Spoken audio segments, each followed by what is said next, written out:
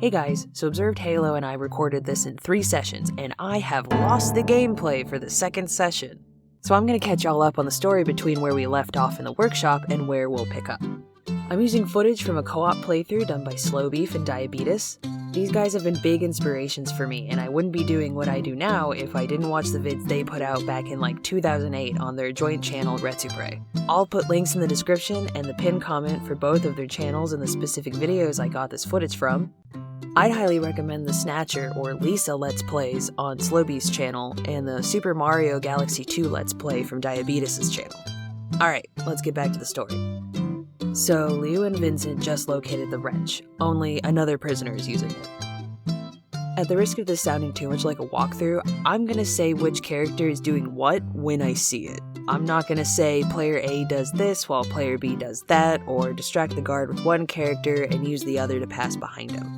We're just gonna play it straight.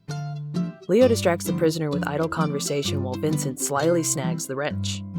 While that was almost laughably easy, getting the wrench back to one of their cells is going to be much harder. Leo finds a vent in the corner of the workshop. Since Vincent's the one holding the wrench, Leo easily exits the workshop through the metal detector and past the guard and finds the same vent from the other side of the workshop wall behind a trash can.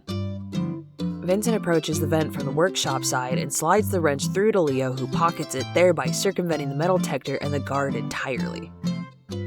There's another way of getting around the metal detector, which is just going into the electrical room right outside the workshop and just unplugging the metal detector's power source. Now outside of the workshop, the pair get around a pat-down and another metal detector by having Leo pass the wrench through a barred window just past the checkpoint to Vincent. It's so close to the cells, but 2 guards are guarding or blocking the entrance to the cell block. That's a choose-your-own-adventure joke, just pick whichever you think is funnier. Vincent has the wrench now, so Leo has to improvise a way to get the guards away from the doorway. Vincent sneaks past as Leo tells the guards that a fight's breaking out downstairs. The guards leave the floor, and Leo also makes his way into the cell block. For funsies, the game puts another guard in front of both Leo and Vincent's cells, but he doesn't do anything except let them into the cells. Just a fun little scare and some false relief before the real scare. A guard, and I think the warden, comes into Vincent's cell and demand that he go up against the bars for a cell search. While the guard looks through his cell for contraband or whatever, Vincent sneaks the wrench to Leo through the bars. Thank God the prison knew they'd be best friends and gave themselves right next to each other, huh? Anyway, Leo quickly stows the wrench behind his toilet before the warden and the guard make it to his cell. They pat Leo down before leaving, and we've successfully gotten the wrench back to our cell. It's visiting time, and we get to learn more about our protagonists from who comes to see them.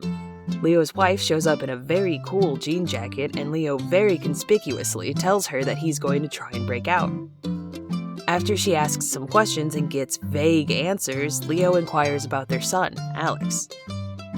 In an attempt to save Alex from some sort of trauma, I guess, they've chosen to lie to him and say that Leo is in Italy helping his uncle and totally not in prison. Leo makes sure that she and her son are safe from Harvey, and we smoothly transition over to Vincent, who's sitting at a table alone. A guard saunters over and asks Vincent why he's still waiting, since it's obvious that no one's coming. Vincent holds out hope, but the guard's like, no, seriously, no one else is coming today. You want to make a phone call or what? Vincent called his wife, who we find out is super pregnant and super unhappy with the situation. We also find out that Vincent met Harvey through his brother, Gary, when they both worked for the same bank. Gary brought Harvey on as a client, Harvey started pulling shady shit and killed Gary, managing to blame it on Vincent and land him in prison. In the lunchroom, the boys confirm that tonight's the night, and they try the escape plan one more time. The game graciously puts Leo and Vincent right after the Cusco Pacha maneuver, thank God, and the pair proceed past the grate and onto the floor above. Vincent powerjacks some crates to a vent opening, and they crawl their way out of the vent and sneak past some guards.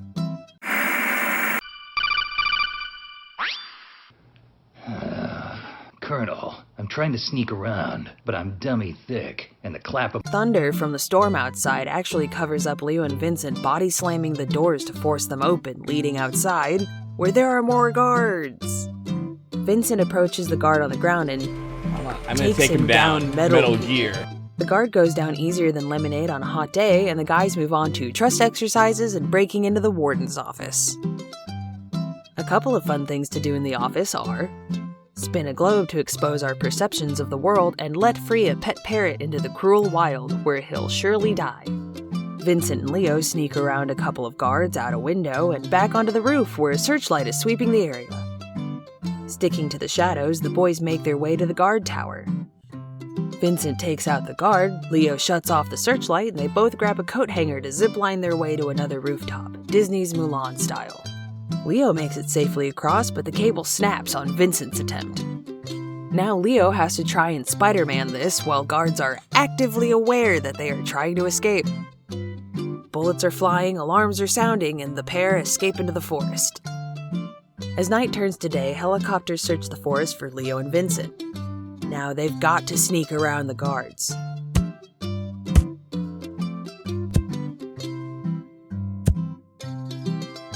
Or just knock them out as they go. Either one works, right?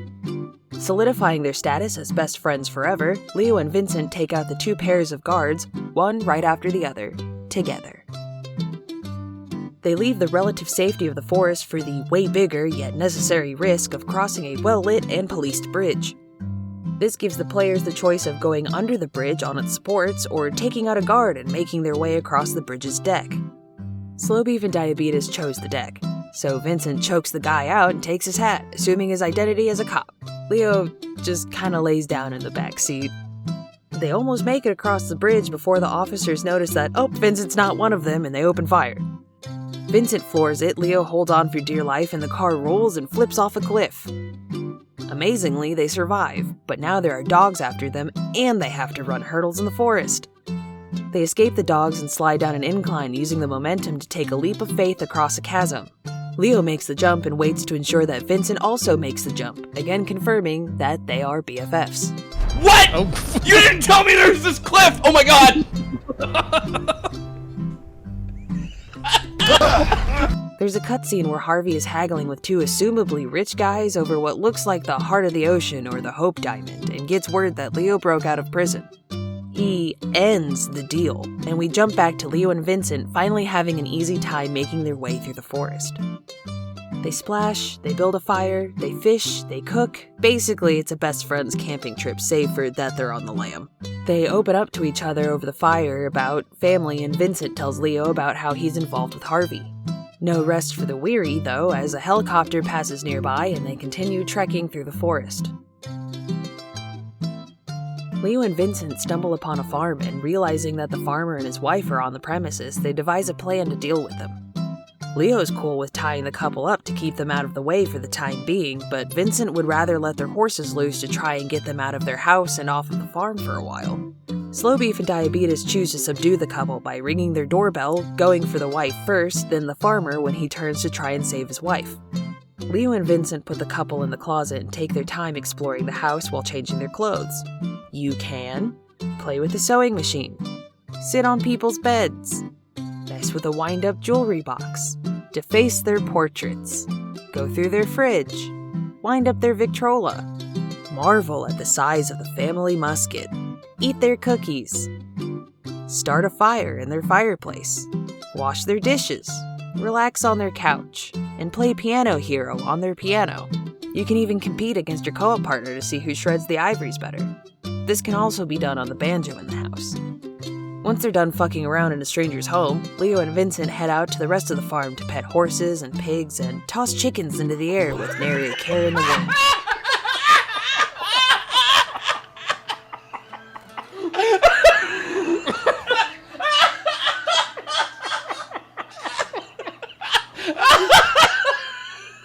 Vincent and Leo find the barn, and in it they find what looks like a project the farmer was working on, a broken down truck. Turns out it's not as busted as it looks because all it really needs is a new tire, some gas, and a charge for the battery. They replace the tire and, very much on purpose, let the truck roll freely down the hill. Vincent gets some gas in the truck and the guys take a quick horseshoe break. Providence is on their side because the truck just happened to stop right in front of a tractor without hitting it. Leo hooks the truck's battery up to the tractors and Vincent manages to start the truck, all while the couple has escaped the closet. The wife calls the cops, the farmer shoots at Vincent and Leo, and Vincent and Leo use the truck to speed away from the farm and straight into a car chase with the police. One sick jump and some road spikes later, Vincent and Leo have to abandon the truck and are back to running just before they find a canoe beside the river. Once they reach the water, the cops magically give up, and now it's a communication exercise between best friends to make sure the boat doesn't bust up on the rocks. Then it becomes whitewater rafting and paddling for their lives. Leo gets thrown from the boat, and both oars are lost in the water as the canoe pinballs off the rocks. The boat goes over the waterfall's edge and wedges itself between some rocks, almost throwing Vincent entirely. He manages to hang on and almost gets thrown again as the boat slips. For the third time in these very woods, Leo and Vincent prove their friendship when Vincent is forced to climb and jump from the canoe. The duo gets a chance to relax again as we find out how Leo knew Harvey. Leo helped Harvey get the Black Orlov, which is that Hope Diamond Heart of the Sea looking piece we saw before, and they had a buyer lined up. At the last minute, Harvey shoots the buyer so that he can keep both the Black Orlov and the money. Harvey fails to shoot Leo, gets to his car, and hits Leo as he speeds away, leaving him to deal with the fallout. Vincent and Leo head out to try and find Leo's family at a nearby trailer park.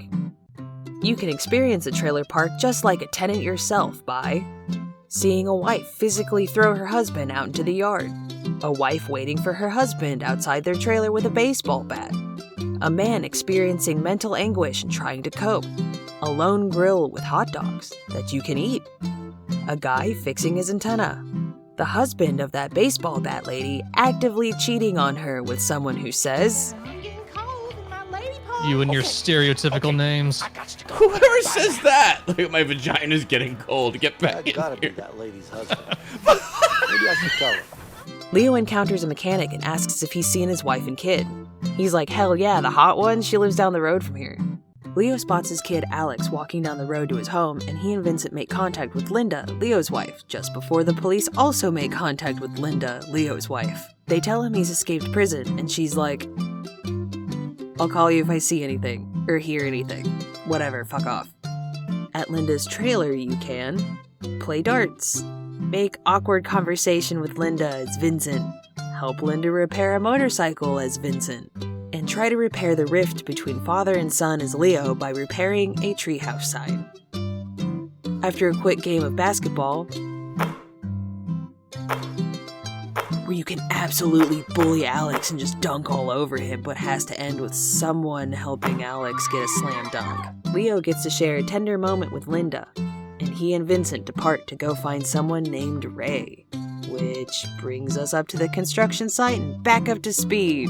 Thank you, Slowbeef and Diabetus, for letting me use y'all's footage. Links to their channels and these videos can be found in the description and the pinned comment. And thank you, dear viewer, for sticking around. Now let's get back to the game.